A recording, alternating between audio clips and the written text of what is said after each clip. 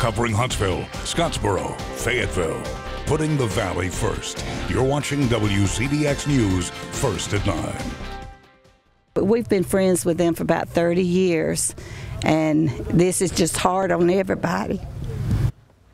Diane Pack is one of many people in our area cleaning up after the Valley's tornadoes. Tonight, we are getting a better look at the damage from last night's storms. Good evening, and thank you for joining us tonight. I'm Jen Jacobson. And I'm Chase Gallimore. Damage from those storms is scattered all across the Valley. We have complete team coverage tonight from the event. That is right. Alabama Governor Kay Ivey toured parts of Calhoun and Etowah counties today. The storms brought powerful winds, hails, and tornadoes across the area. One of Governor Ivey's stops included Jacksonville State University, where the storm ripped off roofs of 2 residence halls and also damaged the Pete Matthews Coliseum. JSU students were on spring break. Governor Ivey held a press conference after visiting the campus to discuss plans for recovery. The people of this area are just resilient, neighbors helping neighbors, and that's what we in Alabama do. We believe in our friends and neighbors, and everybody pitches in to help one another. Governor Ivey also issued a state of emergency for Alabama that went into effect this morning. Our Christina Ellsworth was on campus today. She gives us a closer look at the damage.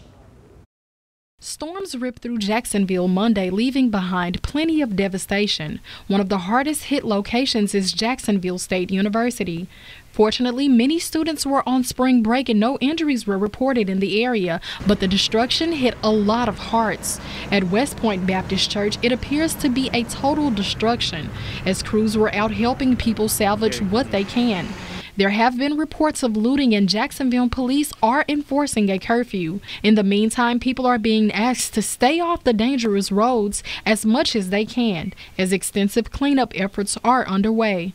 Putting the Valley first in Jacksonville, Christina Ellsworth, WZDX News.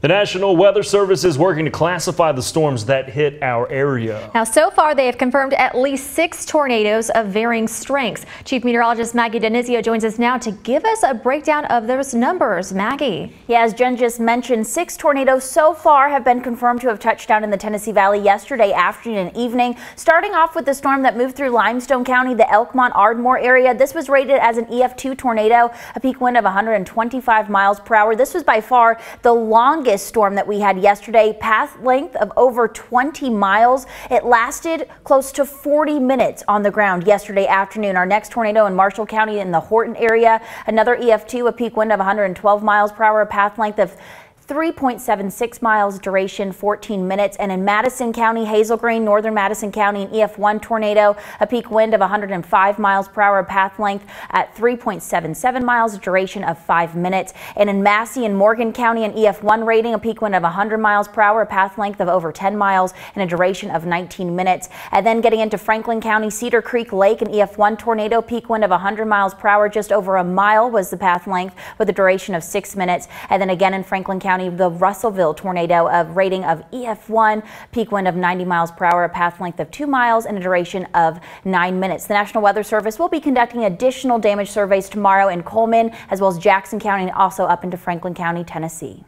All right, thank you, Maggie. It is a full-scale cleanup in parts of the Valley tonight. Luckily, we don't have any reports of people getting hurt. Yes, and that is definitely the best news of the night. However, some believe it was a very close call. Renata DiGregorio spoke with a family who trusted their instincts and narrowly missed the devastation.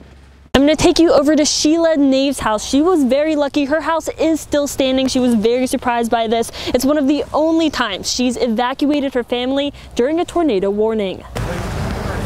A decade on Gatlin Drive, and Sheila Nave is used to riding out the storm. But this time, something was different. I told them, I said, we got to go. I said, this don't feel right. And it didn't feel right to me. You know, it was just something that didn't feel right. That's where it used to be. You know, I just knew my house was going to be gone. So I jumped out of the car there and started running up the road and checking on the neighbors. And then when I come around the corner and I saw my house, I was like, thank you, Lord. You know, it's spared. Just 2 doors down, a completely different story. Still, no one was hurt. We are blessed. We are very blessed. And I feel so bad for Mike and Patty and all of them.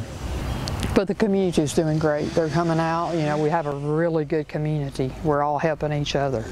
Nave says 10 minutes after she left is when the storm hit. I really do hope that other people realize that it can happen that fast. You know, it's just, you think you have time, but you don't, you know. And after this, it's probably going to scare me worse next time. You know, it's easy to replace all this stuff, but it's not easy to replace a life.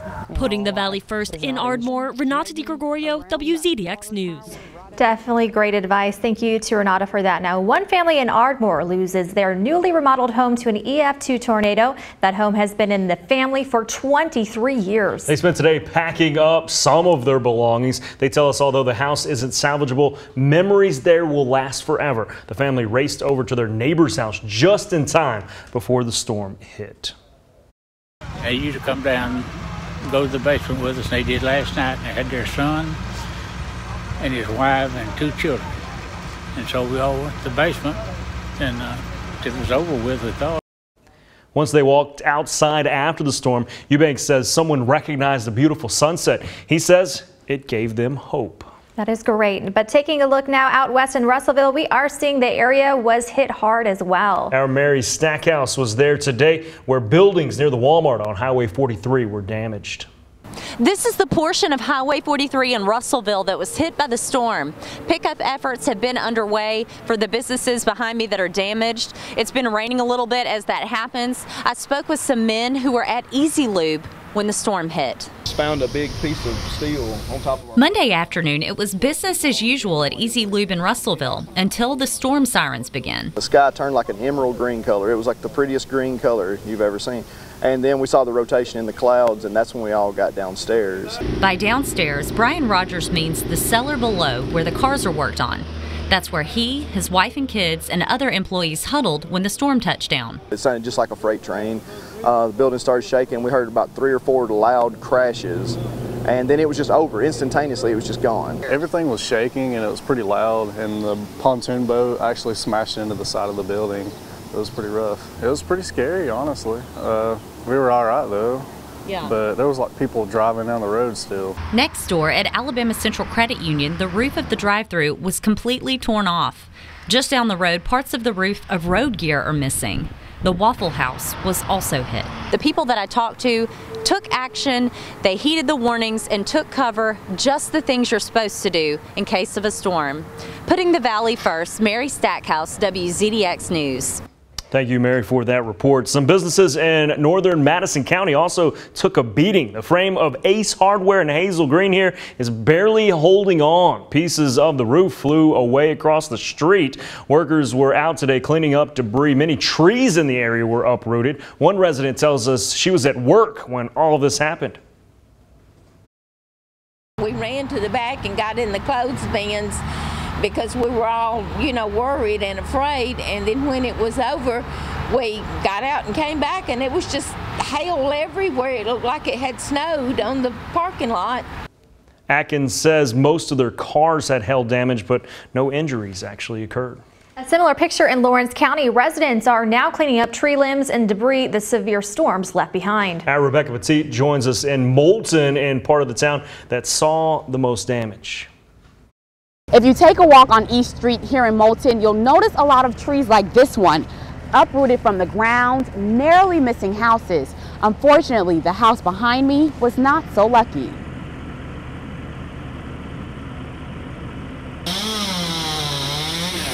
People who live in this Moulton neighborhood located on the south end of town have returned to survey the damage done after severe storms swept through the area Monday. There's so many older trees that were blown over in soft ground that left big holes where the root balls turned up. Leland Free has experienced dozens of storms in his lifetime, but he says this one felt more urgent. It's almost a sixth sense that says, this time you need to take precautions. And thankfully, a lot of other people did too. The city's storm shelters here in Moulton were also at capacity. Now, cutting down uprooted trees is the main priority for crews in this part of Moulton that was hardest hit. Initial emergency cleanup will probably take about a week. And then from then on out, it'll probably take 2 months to get everything actually cleaned up. Crews are focusing on removing trees off of houses like this one on East Street, where an uprooted tree has left part of the roof collapsed.